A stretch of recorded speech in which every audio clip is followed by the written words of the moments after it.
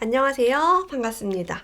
오늘은 100만 명이 가졌던 부의 생각 리치웨이 두 번째 영상 만들어서 가져왔습니다. 책이 너무 좋아서 제가 영상을 두 개를 쪼개보았어요. 쫄딱 망했던 사람이 백만장자가 되는 비법. 리치웨이를 통해서 자신이 부를 이룬 비법을 공개한다고 합니다. 미국 최고의 대중연설가이자 최고의 동기부여가, 그리고 각종 대기업에서 이런 강연을 한 스티브 챈들러와 샘 백포드의 두 남자의 이야기 함께 나눠볼까요? 나는 부를 가져다 줄 만한 행동을 하라고 제안한다. 그러면 사람들은 종종 망설이곤 한다. 시간이 없다면서 말이다. 그들은 하찮은 잡일거리에 파묻혀 정작 자신에게 가치 있는 일을 하는데 시간을 내지 못한다. 자, 여러분 이렇게 한번 나에게 질문해 볼까요? 내가 다른 사람에게 맡길 만한 일은 무엇이 있을까? 라고 한번 물어보세요. 당신은 혹시 시간당 고작 10달러의 일을 하고 있지는 않나요? 라고 물어요. 내가 지금 뭔가 하루 종일 바쁜데 가치가 굉장히 낮은 일을 하고 있지는 않은지 들여다보세요. 저는요, 이런 책을 읽고 나서 내가 시간을 확보해야겠다라는 걸 알았고, 첫 번째는 마트에서 장 보기를 멈췄습니다. 홈플러스, 이마트, 코스트코 이런데 거의 안 가요. 몇 달에 한 번 정도? 한 달에 한 번도 안 가요. 쇼핑 거의 하지 않습니다. 백화점에 뭐 사러? 안 가요. 백화점은 강의할 때만 가죠. 아울렛 절대 안 가요. 아울렛 가본 적이 없어요. 학부모 모임? 안 가요. 애들 학원 라이딩? 안 해요. 자, 제가 이제 냉파 요정이라는 코너에서 요리도 올렸는데요. 요리도 대충 하고 빨리 하죠. 시간당 고작 얼마 되지도 않는 거에 자꾸 내 품을 들일 필요가 없는 거죠. 그 시간에 이런 거 하지 않고요. 최대한 온라인 쇼핑하고 남편 나갈 때 뭐 좀 사다 줘라고 시키고 그냥 없으면 없는 대로 먹고 그렇게 사는 거예요. 그렇게 하면서 나머지는 나를 위해서 나의 커리어와 내가 하고 싶은 일에 집중을 하게 되니까 정말 돈을 더 많이 벌게 됐어요. 여러분이 어떤 사업을 하고 싶다. 근데 경쟁자가 많다. 그래서 경쟁자가 많아서 못하겠어요 라고 망설이는 분들이 많습니다. 경쟁사가 존재한다는 것은 여러 기업들이 발을 담그고 있을 만큼 당신이 영위하는 사업 분야가 충분히 매력적이라는 뜻이다 라고 얘기해요.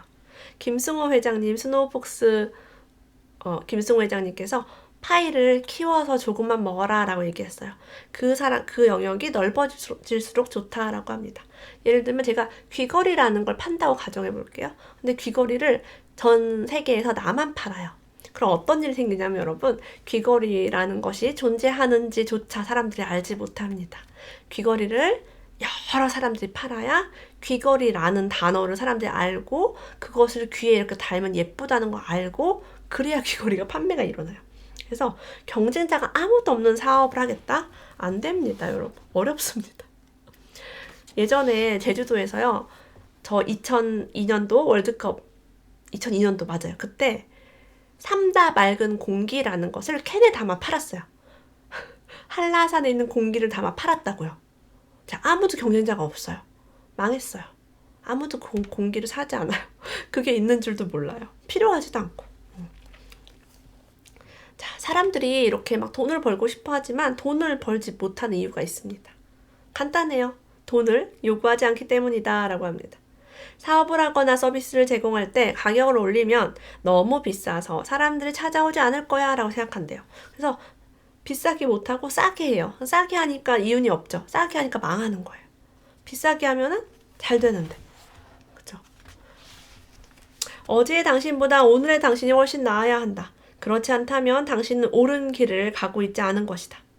매일매일 나아진다면 가격을 올리는 것도 당연하지 않겠는가? 여러분이 발전하고 있다면 여러분이 그리고 물가도 계속 오르고 있어요. 가격은 당연히 올라가야 됩니다. 가격을 못 올리면은 어렵죠.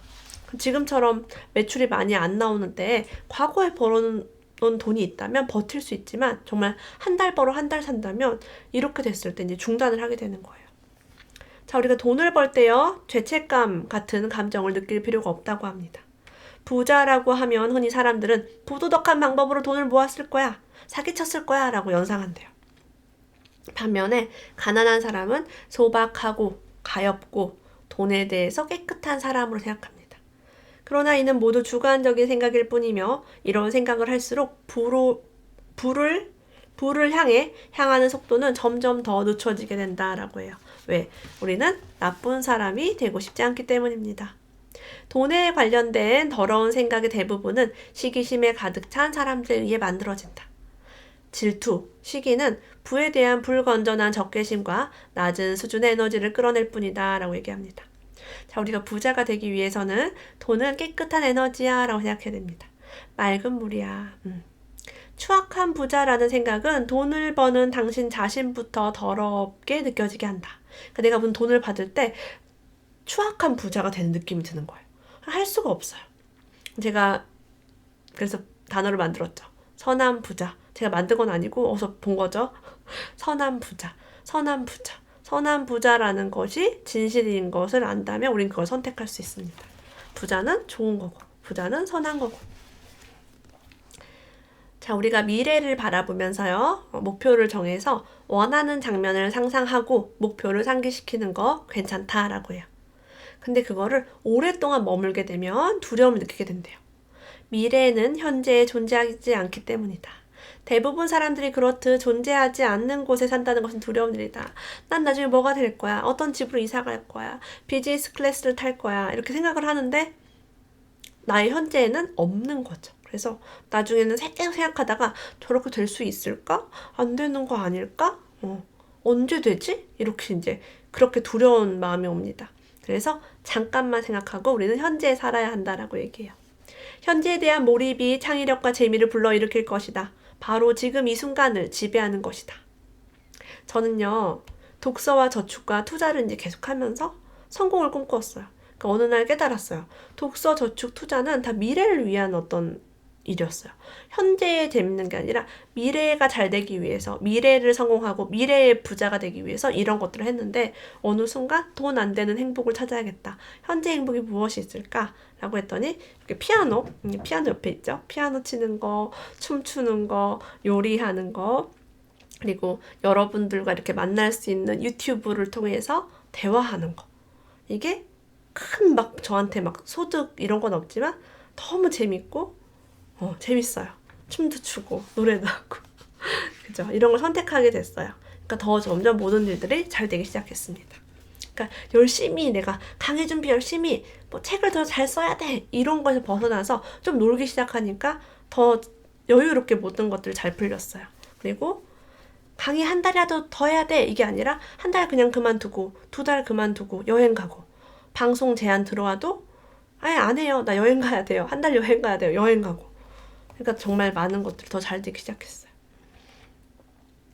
그래서 돈은 당신에게 들어와서 당신을 통해 그것을 필요로 하는 다른 사람에게 흘러간다는 생각이 뚜렷해질 것이다 라고 합니다. 우리가 돈이 나를 통해서 흘러간다 라고 하는 거죠. 맥도날드는요, 단순히 햄버거와 감자칩을 파는 회사가 아닙니다. 임대를 하지 않고요, 건물을 직접 소유하는 방식을 갖게 돼요. 1960년대부터 부동산을 사들이기 시작했다고 합니다. 다른 레스토랑과 다르게요, 부동산을 임대해서 버는 돈이 훨씬 많다라고 이 책에 써 있어요. 전 이거 바꿔볼게요. 자, 부동산 임대 소득보다요, 땅값이 훨씬 더 많이 오릅니다. 호텔 사업도 마찬가지입니다. 호텔 사업도 부동산 사업입니다. 대형 마트 같은 것도 마찬가지입니다. 자신의 계획을 남에게 발설하지 마라라고 얘기해요. 정말 부자가 되고 싶다면, 여러분 성공하고 싶다면 나의 비전과 꿈을 말하면 안 돼요. 자, 자신의 계획을 발설하면 계획을 실행해야 한다는 부담을 갖게 된다. 그리고 당신은 계획을 갖고 있는데 다른 사람, 그 사람에게는 아무 계획이 없다는 사실에 두려움을 느낀 부정적인 사람이 당신의 계획을 망가뜨려 버릴 수도 있다라고 해요.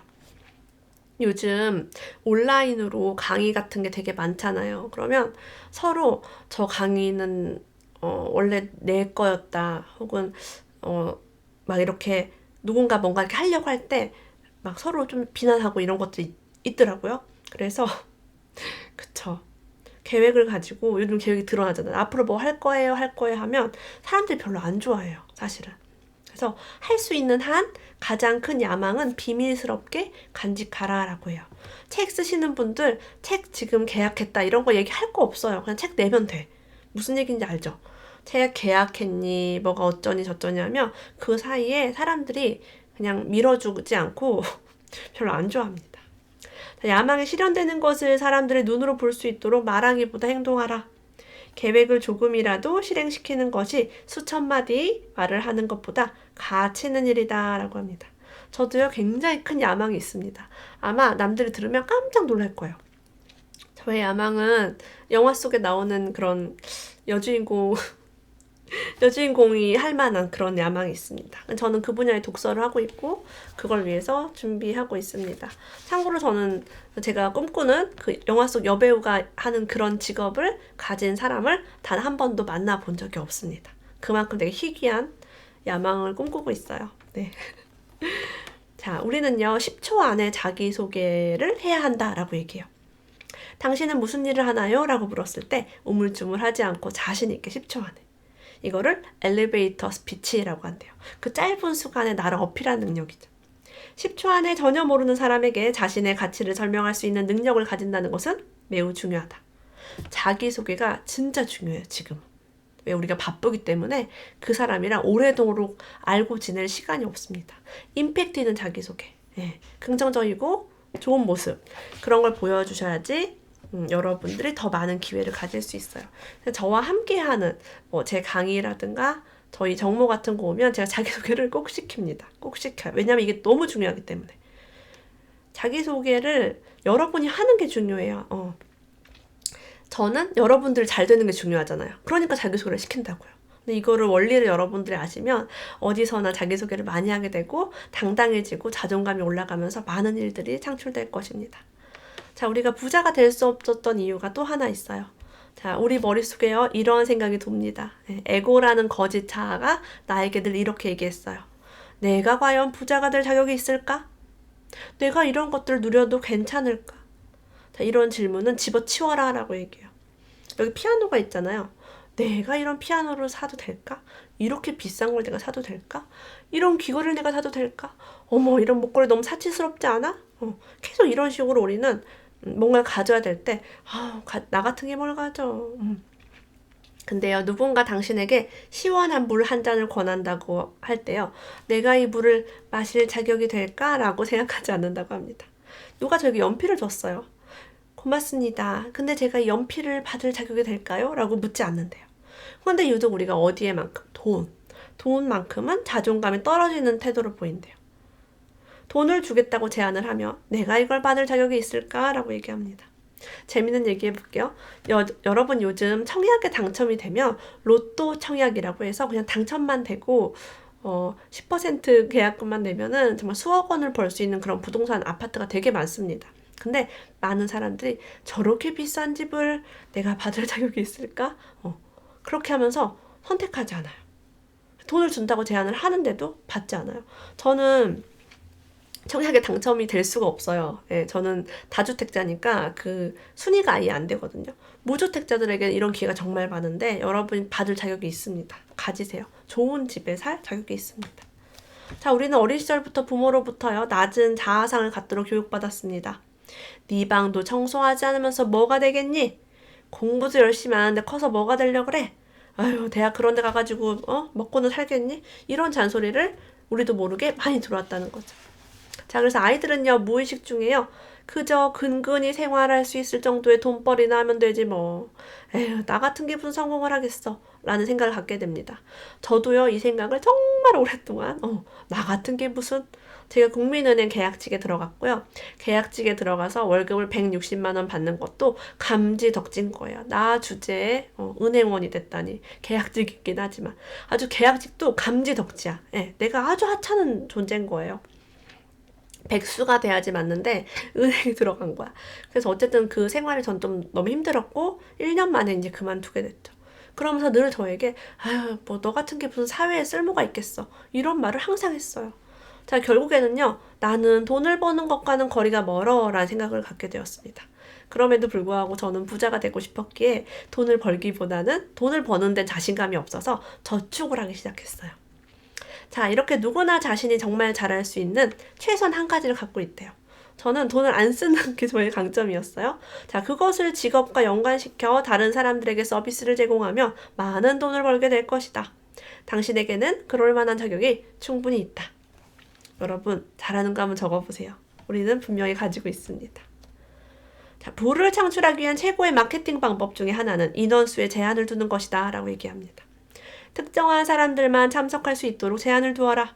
더 많은 사람들이 참석하길 원한다면 다음번에 참석할 수 있도록 대기자 명단에 올려라. 자, 우리는 매진됐어요. 끝났습니다. 라고 얘기해야 돼요. 예약이 끝났습니다. 당신도 분명 백만장자가 될 수 있다. 너무 멀기만 한 절대 이룰 수 없는 목표라고 생각하지 마라. 상류층 사람들은 어떻게 사는지 경험해보는 것 매우 중요합니다. 부자들이 먹는 식당에 가서 커피라도 한 잔 드시고 와보세요. 가끔. 맨날 가지 마시고요. 자, 이따금씩 어떤 것이든 최고가의 명품을 사보는 것도 좋다고 합니다. 최고가의 명품을 가진다는 게 어떤 느낌인지. 우와, 이거 되게 좋다. 또 갖고 싶다. 이거 또 가지려면 많이 벌어야겠구나. 그리고 가장 비싼 명품은 어떻게 만들어지고 어떻게 알려지며 어떻게 공급되는지 직접 경험해 볼 수 있다고 합니다. 백만장자 연습에 익숙해지면 부가 가지는 신비감은 점점 더 줄어들게 마련이다.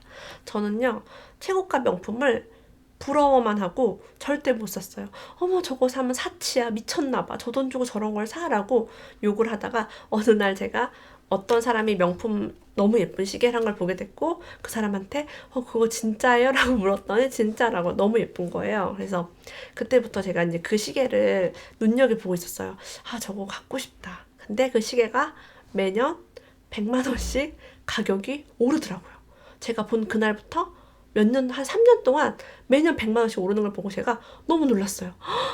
제가 유일하게 갖고 싶었던 어떤 명품인데 계속 오르더라고요. 그래서 샀죠, 작년에.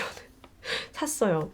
그래서 저한테 그걸 구해주신 분이 이거 나중에 파시면 지금 가격보다 더 비싸게 할 수 있을 거라고 구하기 되게 힘들었다고 하시더라고요. 자, 이렇게 최고가 명품을 통해서 경험해봤어요. 이게 헛돈 쓰거나 그게 아니구나. 부자들이 이런 걸 사는 이유가 있구나. 이런 걸 수집하는 이유가 있구나 라는 걸 알았습니다. 몽블랑 만년필 들어보셨죠? 저는 그것도 미쳤어. 무슨 만년필을 막 100만 원씩 주고 50만 원씩 주고 사라고 욕을 했는데요. 몽블랑 만년필 중에 리미티드 에디션 이런 거 이렇게 한정 수량 나오는 거 있죠. 케이스랑 사용하지 않은 채로 보관해서 진짜 뭐 몇십 년 후에 판 사람이 진짜 몇천 몇 억씩 받고 파는 경우를 제가 봤습니다. 네. 하여튼 그런 것도 있어요. 그쵸. 자, 우리가 어떤 돈에 대해서 비즈니스를 할 때요. 협상 테이블에서 할인을 하면서 상대방을 도와주려고 하지 말라고 합니다. 내가 제공하는 서비스가 훌륭한 것이라면 그들은 그것을 받는 것만으로도 이득을 보고 있다고 해요. 근데 이미 이득이 전달됐는데 거기에 또 뭐 디스카운트, 할인까지 해줄 필요는 없다는 거죠. 당신이 훌륭한 사람이라면 당신과 같이 앉기만 해도 그들은 이미 득을 본 셈이다. 가격을 깎아주면서까지 더 많은 이득을 줄 필요는 없다라고 합니다. 할인해드릴게요. 제발 사세요. 라고 할 필요는 없는 거죠. 자, 우리는요. 설마라는 말을 하지 말라고 합니다. 여러분 오늘부터 설마라는 말을 하지 말아보세요. 파블로 피카소는요. 상상할 수 있는 모든 것은 실현된다 라고 했어요. 사람들은 돈을 벌 수 있는 기회를 보고도 이렇게 얘기합니다. 저건 속임수일 거야. 설마 돈이 되겠어? 하지만 인생은 순수한 기회 덩어리라고 해요. 기회를 보고도 도무지 믿기지 않는다고 생각한다면 스스로 미래를 저버리게 되는 것이다 라고 합니다. 자, 작은 액수보다는 큰 액수에 익숙해질 수 있도록 큰 금액을 마음속에 기대하래요. 맨날 10,000원, 1,000원, 100만원, 1,000만원 하지 말고 10억, 100억을 그려보는 거죠. 자, 마음속에 숫자 하나가 떠오르면 그것보다 좀 더 큰 금액을 생각하는 건 어떨까라고 속삭여보래요. 결국은 이 숫자에 불과하다라는 이야기입니다. 제가 이 돈이 숫자에 불과하다라는 이야기를 그래도 빨리 이제 알 수 있었던 거는 그래도 은행에 근무한 경력이 있잖아요. 그냥 공 딱딱딱딱 누르면 그게 돈이에요. 공 딱딱딱딱 눌러서 보내고 공 딱딱딱딱 눌러서 받고 사실 뭐 1,000만 원 단위 이상은 손으로 만져보지도 못합니다. 1,000만 원, 뭐 억 이런 거 우리 지금 뭐 월세 보증금, 전세 보증금, 매매 대금 이런 것들 손으로 만지지도 않아요. 결과적으로는 사이버머니와 다름이 없다. 그래서 이거에 대해서 막 벌벌 떨고 막 큰 돈이니까 뭐 나는 가질 수 없고 작은 돈이니까 가져도 되고 이런 걸 벗어나라는 거죠. 자, 우리가 언론에서 나오는 전문가들이 있습니다. 이 전문가의 의견을 무시하라라고 얘기합니다. 제가 나는 마트 대신 부동산에 간다는 책을 써서도 책에도 얘기했어요. 김유라도 믿지 마라. 지금 당신이 읽고 있는 이 책의 저자가 뭐라고 하도 믿지 말고 당신의 판단을 믿어라라고 얘기했습니다. 우리에게 많은 관심을 받는 전문가는요, 가장 부정적인 예측을 하는 사람입니다.